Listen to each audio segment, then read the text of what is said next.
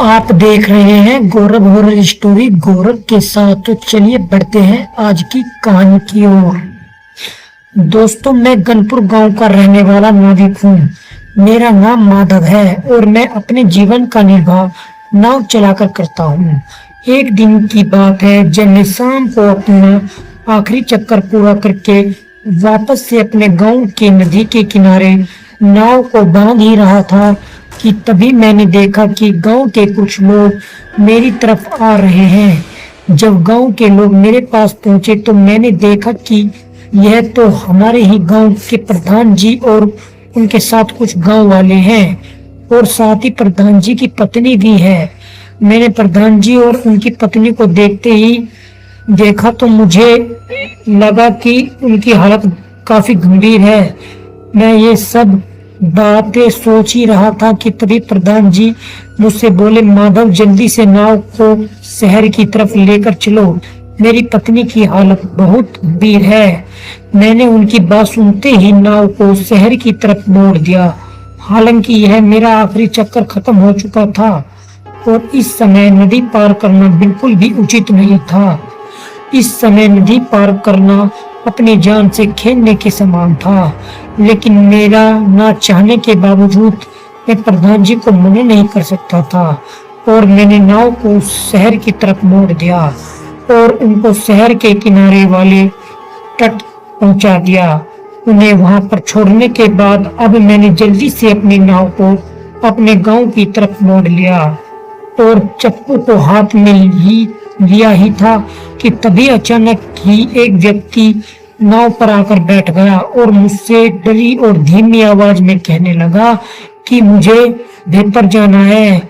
मैंने उसे देखा तो मुझे लगा कि शायद यह कोई पागल है, क्योंकि उसके कपड़े काफी गंदे और फटे पुराने थे। उसकी शक्ल देखकर तो ऐसा लग रहा था कि मानो उसने कई दिनों से खाना भी नहीं खाया है। उसके मुंह से सही से आवाज भी नहीं निकल रही थी। तो मैंने, मुझे माफ करना भाई, अब मैं इस वक्त में आपको भेपर नहीं पहुंचा सकता, क्योंकि भेपर का चक्कर किसी और नाविक का होता है, मेरा नहीं। वैसे भी इस समय कोई भी नाविक भेप नहीं जा सकता, क्योंकि इस समय अभी तक का आखिरी चक्कर सभी समाप्त हो चुका है। जब मैंने उसे मना किया तो वह मुझसे कहने लगा, मुझे माफ करना भाई, मैं काफी परेशान हूँ। मैं काफी देर से नाव का इंतजार कर रहा था, लेकिन कोई भी नाव नहीं आई। जब मैंने देखा कि तुम उसी तरफ जा रहे हो तो मैं जल्दबाजी में बिना कुछ सोचे समझे तुम्हारी इस नाव पर आकर बैठ गया। फिर मैंने पूछा पर तुम्हारा नाम क्या है और तुम्हें अभी ही क्यों जाना है? तभी उसने कहा कि मेरा नाम कुंदन है और मुझे आज ही किसी जरूरी काम से जाना है। तभी मैंने उससे बोला कि लेकिन इस समय नदी के दूसरे किनारे जाना बिल्कुल भी ठीक नहीं है, क्योंकि सूरज ढल गया है और अंधेरा भी हो चला है। इस समय मेरा भैरपुर जाना बिल्कुल ठीक नहीं है। वैसे भी आज एक काली रात है और चांद भी नहीं दिखाई दे रहा है जिसके सारे नाव को भैरपुर पहुंचा सके। और हाँ, तुम मेरी नाव से उतरो और मेरी मानो तो कल सुबह दूसरी नाव से भैरपुर चले जाना। मेरी ये बात सुनकर वह मुझसे कहने लगा, नहीं, मुझे आज ही जाना है भाई, मुझे किसी तरह से करके पहुंचा दो। इसके लिए मैं तुम्हें काफी रुपए दूंगा, जितना तुम बोलोगे। मैंने ये बात सुनी तो मैंने बोला, अरे तुम्हें देखकर ऐसा तो नहीं लगता कि मैं जितने मांगूंगा तुम उतने ही मुझे रुपए दोगे। उस व्यक्ति ने कहा, सच में दे दूंगा भाई, बस मुझे वहां तक पहुंचा दो। अब यह बात सुनकर मैंने सोचा कि वैसे मुझे रुपए की तो जरूरत है, वैसे भी मैं उस तरफ जा ही रहा हूँ। अब ये सोचकर मैंने बोला, ठीक है, लेकिन मैं भैरपुर गांव के दूसरे किनारे पर उतार दूंगा तुम्हें, वहां से तुम आगे चले जाना। मैंने नाव को चप्पू देना शुरू किया और नाव ने अभी नदी में कुछ ही दूरी तय की होगी कि काफी अंधेरा छा गया, जिससे मुझे नाव को आगे ले जाने में काफी दिक्कत पेश होने लगी, क्योंकि अब नदी में कुछ दिखाई भी नहीं दे रहा था। और फिर तभी अचानक नाव में कुछ हलचल होने लगी मानो कि नाव से कुछ टकरा गया हो। नाव में हलचल होने से मैंने देखा कि कुंदन काफी डर गया था और मुझसे डरी हुई आवाज में बोला, भाई लगता है नाव से कुछ टकरा रहा है, जरा देखो तो सही। तभी मैंने बोला, डरो मत, अभी नाव काफी तेज चल रही है, जिसकी वजह से नदी का प्रभाव तेज हो गया है। तुम डरो मत। मेरी यह बात सुनकर कुंदन शांत हो गया और मैंने कुंदन से बोला, मैंने तो तुम्हें पहले ही बोला था कि इस समय ठीक नहीं है नदी पार करने के लिए, तुमने मेरी बात नहीं मानी और इन्हीं सभी बातों को करते हुए मेरी नाव नदी के बीचों बीच पहुंच गई। नदी के चारों तरफ एक खौफनाक वातावरण बना हुआ था, मानो कि आज कुछ अनहोनी होने वाली हो। नाव जैसे जैसे बहपुर गांव के किनारे के करीब पहुंच रही थी तो वैसे ही मेरी हालत खराब हो रही थी कि तभी अचानक कि किसी के रोने की आवाज आने लगी, जिससे कुंदन काफी डर गया। उसने नदी के चारों तरफ देखा लेकिन कोई भी नहीं दिखा। कुंदन डरते डरते हुए बोला, तुम्हें किसी के रोने की आवाज सुनाई दे रही है भाई? तभी मैंने कहा कि यार मुझे तो ऐसी कोई भी आवाज सुनाई नहीं दे रही, शायद तुम्हारा वहम है। यह मेरी ये बात सुनकर कुंदन को यकीन नहीं हो रहा था।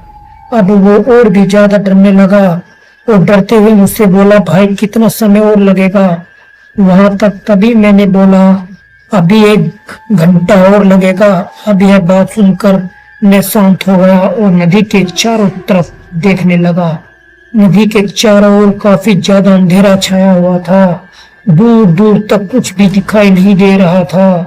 कुंदन भी नदी के चारों तरफ देख ही रहा था कि तभी अचानक ही जोर जोर से हंसने की आवाज आने लगी। यह हंसी की आवाज सुनकर कुंदन काफी ज्यादा डर गया और मेरे से पूछने लगा, यह हंसने की आवाज कहाँ से आ रही है?